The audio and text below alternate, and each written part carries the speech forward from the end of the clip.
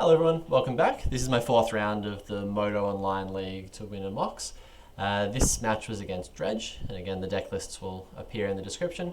I'm going to talk through the games again using Moto's replay functionality. These games were not as interesting as other games I've recorded, but the experience of playing against a combo deck with a deck that can't interact with it at all is certainly one that you need to get some experience with. And this is notable because game one I make a terrible mistake and it immediately losable. Functionally losing the game on the spot. And then games 2 and 3 are an interesting experience of never truly drawing graveyard hate, but having keepable hands and good enough lines to try and navigate my way through. So this hand is an example of something that is okay-ish in the dark, although Narset is not castable. This kills an elf. This draws and discards lands to find the second blue source, cast Narset. This hand's fine in the dark and it's unkeepable against Dredge. So we ship it, and then this is a really wild and ultimately terrible keep. I was just thinking, look, if I draw a spell that I can put under Chrome Mox, I can have 2 Moxen and 2 lands in play when I wheel on turn 2, and that's a pretty good outcome. Yeah, my opponent's playing Dredge, but Dredge in this format isn't quite as good as other formats. They are often not going to have 4 Golgari Grave Trolls in their hand and 4 Bazaar Bagdads and putting those into the graveyard or letting them draw 4 copies more is not something you have to worry about. I tanked quite a while in this hand. I think it's actually a clear mulligan with the benefit of hindsight, but I kept it, which was probably a mistake. So you can all watch, laugh, and learn. And then the game plays out totally reasonably. My opponent playing a Highlander Dredge deck has to play a lot of cards that aren't key dredges, so that seduced me into thinking this was maybe a keepable hand. You can see here, turn 1, they just play a Graves Crawler. And turn 2, I'm hoping to draw a spell. I don't, but my hand doesn't do anything other than cast Wheel of Fortune on turn 2, so we're going to cast Wheel of Fortune and see what happens. We don't get punished too badly by what our opponent pitches. This crop rotation was going to get Bazaar of Baghdad next turn, and this Hermit Druid we didn't have an answer to, so we probably dodged a small bullet here, but they got to Dredge for free off the Stinkweed Imp, which you may have seen going to the graveyard, and 7 cards is still just as good for them as it is for us. So this is a very average 7 to draw. Narset doesn't do a whole lot. I can't play Eidolon this turn, but I can play a Swiftspear, and I think, maybe next turn I can get Eidolon and the Great Revel into play and maybe slow my opponent down if they're trying to cast a few cards. Unfortunately, it turns out that giving your opponent a free discard outlet and 7 new cards is not really the best line.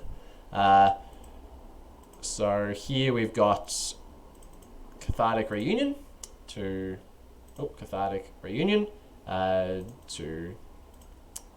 fill up the graveyard further, and you can see Hogak arrives off the Dredge from the draw. That's pretty bad because that's getting cast this turn, and then just to make it even more amusing, my opponent hits Anger, so it's got there's a hasty Hogak, and there's not a lot you can do on turn 2 against an 8/8 hasty menace like this.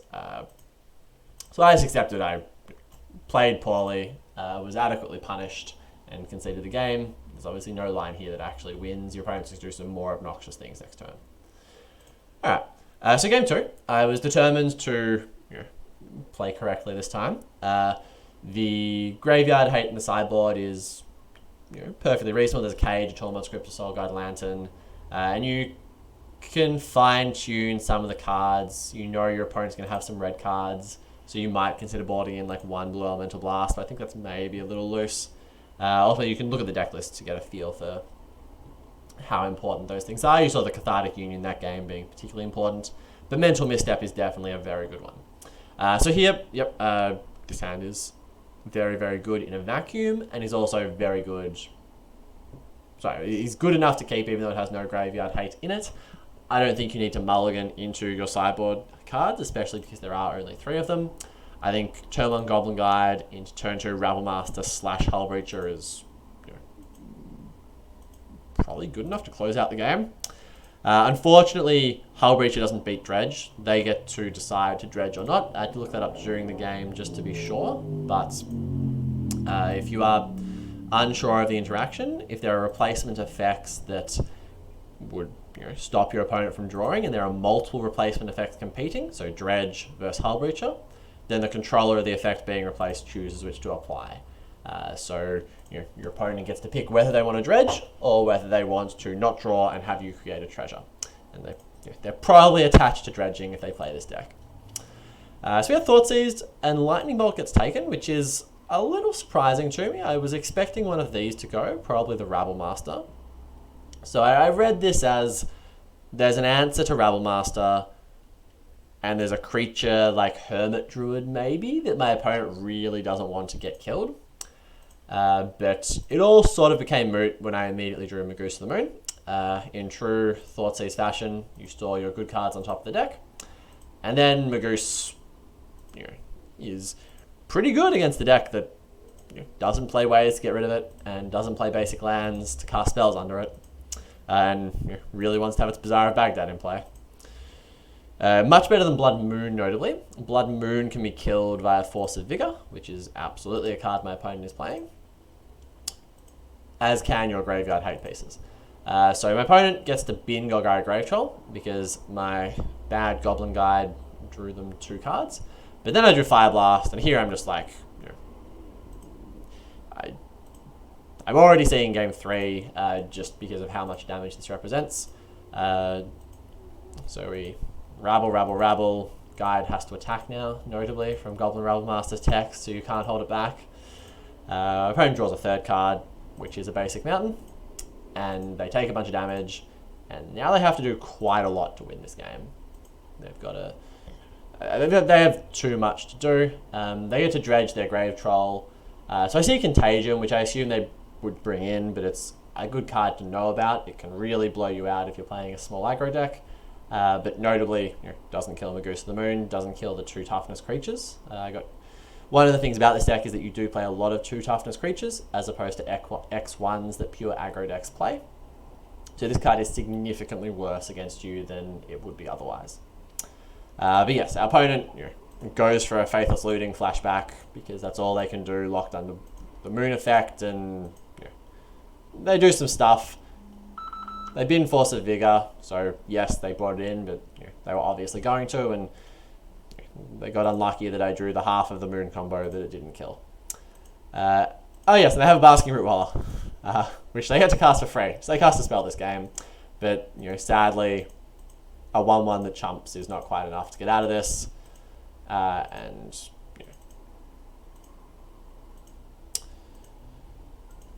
we get to kill them with Fire Blast and still be able to flash in Hull Breacher if in some strange way they manage to deal with the Fire Blast. Okay, so on to game 3, which will prove to be the most interesting of the 3 games. Games 1 and 2 not being particularly interesting. This game is also similarly not particularly interesting, given that there is very little interaction Blue-Red has against Dredge. But there are a couple of decision points here and decision I'll talk about that are actually quite significant, and I think I made another substantial mistake, but fortunately was not punished for it this time. This hand, again, Sulfuric Vortex possibly could have been sideboarded out, but there are not many cards to bring in, and there are some worse cards than Vortex to cut. But this hand's too heavy on 3-drops. You got 4 3-drops, 1 land. It's going back. And the 6 we end up with is perfectly good.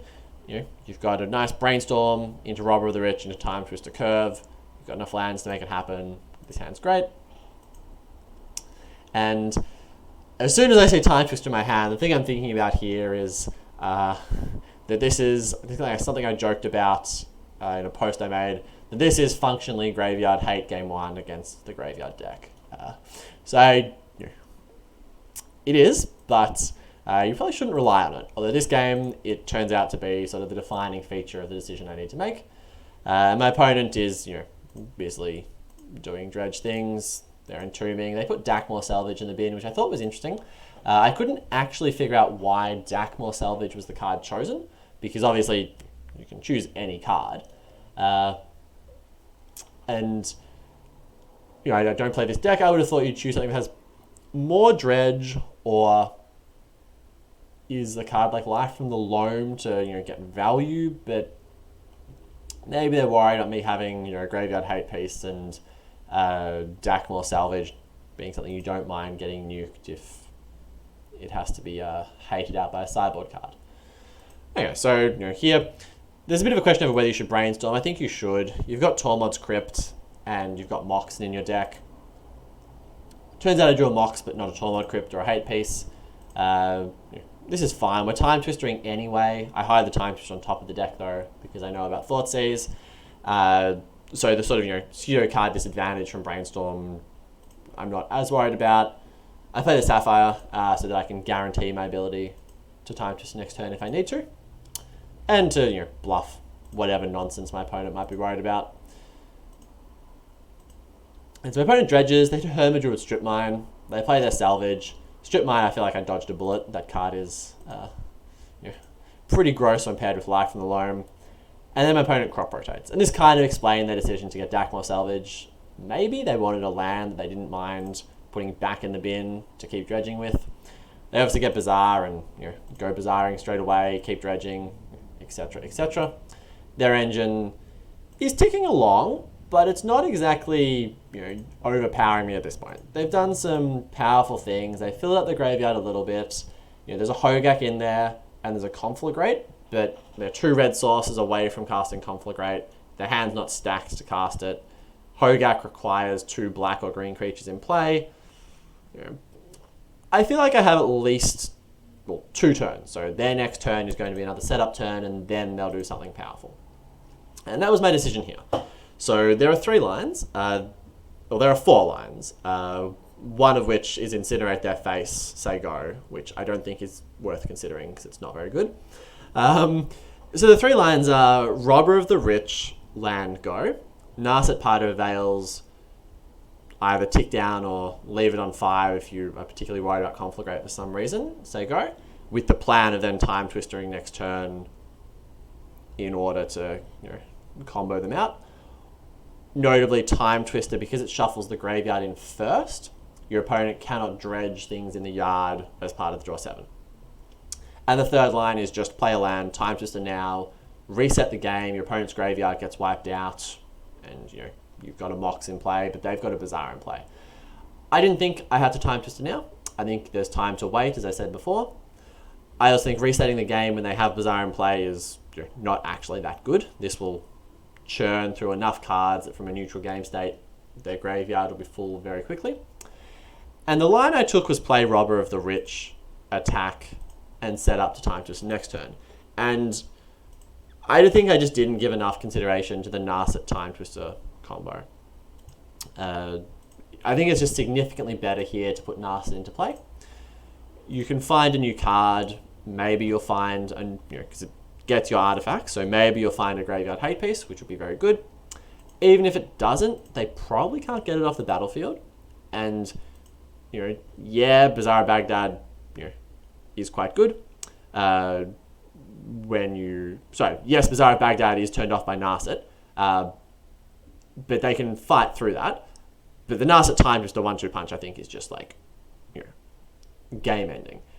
Even Narset turning off Bazaar is probably good enough. They can Bazaar on your turn, which is sort of, half a Bazaar is still quite a good land.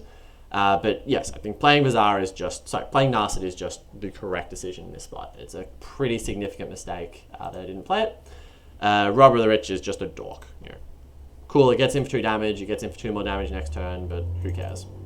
This turns off their game plan far more effectively. Then some sort of, dredge things happen.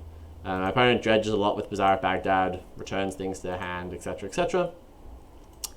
And then they play Life from the Loam, targeting Strip Mine plus some other cards. So their graveyard at this point is pretty stacked. They're presumably going to be able to start strip mining me out, not letting me play Magic. or if they can find a way to get something into play, they can Cabal Therapy me, or maybe cast a Hogak, plus Dredge returns here, and I'm starting to feel a little antsy about this. So, although this turn there was, again, the consideration for, can you just play Narset, say go, and then try and time twist the turn after? This time I think you do need a time twist. This graveyard's actually relatively scary. And imagine how much better it would be to do this with Narset in play, and you can subsequently just win the game instead of having to find a line to kill them with Robber through them having 7 cards. So I do this. Oh, I click through that. I draw a pretty good 7 with a Chrome Mox, so I get to play a spell. Deciding what to put under the Chrome Mox here is reasonably difficult. You want to play Sprite Dragon, which means you don't really want to put one of your spells under it. But Skewer the Critics this turn could be cast for 1 mana, which optimizes your mana usage. So maybe you want to just Robber of the Rich, not put a spell under Chrome Mox at all, skewer them, have them be at 11, and next turn you can try and draw a spell to Chrome Mox, Sprite Dragon, Brainstorm, Bone Crusher, and jam. I don't think the burn spell changes the clock enough. I think I did the math at the time. I'm not going to do it again now, and I decided it didn't change the clock enough. Given that Sprite Dragon out damages it significantly. But I hit Lotus Petal, which is kind of cute because I can cast it for 0 mana and get a free extra point of damage and potentially leave up Brainstorm if my opponent has a 2 damage burn spell or something like that. Or I need to dig into something on my opponent's turn, although I can't imagine that really needs to happen. But yes, so now I've got a pretty significant clock. My opponent has to start dredging or trying to rebuild their dredges with an empty graveyard in the mid game, and as powerful as Bazaar is, it's not that good, unfortunately. There's a bit too much pressure in play, and I'm just going to run away with the game over the next couple of turns. Basking Root Waller, again, is quite cool. It gets the block. And it's also obviously enabling Survival of the Fittest chains in the deck. And my opponent has Sin Divines, which, I'm at a high enough life total that I don't care about the damage, and I don't have a Moon effect in hand or a Sulfuric Vortex, so this is, unfortunately for my opponent, a bit of a blank for them. And then I draw Exquisite Firecraft, and this is functionally lethal. So 1, 2, 3 spells makes Sprite Dragon very large. That's 7 damage to your opponent, plus the damage from the burn spells. Then they're forced to chump with Root Waller, but then they have Mental Misstep, which makes it just lethal instead of chumping with Root Waller and being at 2. Although obviously not letting me Brainstorm is a totally reasonable prize. And yeah, so now I just dump my spells and Firecraft their face for lethal. So this grows to 5. This becomes lethal damage after this resolves. So yeah, so those were 3 games I played where I played, I think, relatively poorly and was not punished, which is, I guess, good to be lucky, rather lucky than good. But certainly, the experience of playing against unfair decks is also very linear combo decks that don't pretend to play a fair game plan, like Breach, Oracle, etc. is quite different. And yeah, I missed a couple of spots that I really should have made better decisions in. Certainly, these 3 cards are the graveyard hate pieces, over there. And then you can decide what else you want to board in depending on what you see game 1 or what's in their list if they have open lists. So here, like Mental Misstep is perfectly reasonable. You can play around with, do you want removal spells based on what exactly their threats are. And cards like the Royal Scions, for example, can be cut. This is a slow value card that lets you punch through over the top of Mana Elves or small blockers. It's not doing terribly much against Dredge. I hope you found this to be interesting to watch, especially to me blunder my way through a match against Dredge. I'll hopefully do this again for round 3, matches 5 and 6, and I hope to see you then. Otherwise, feel free to message me in the Discord if you'd like to talk about the blue-red deck, which I've been enjoying playing quite a lot.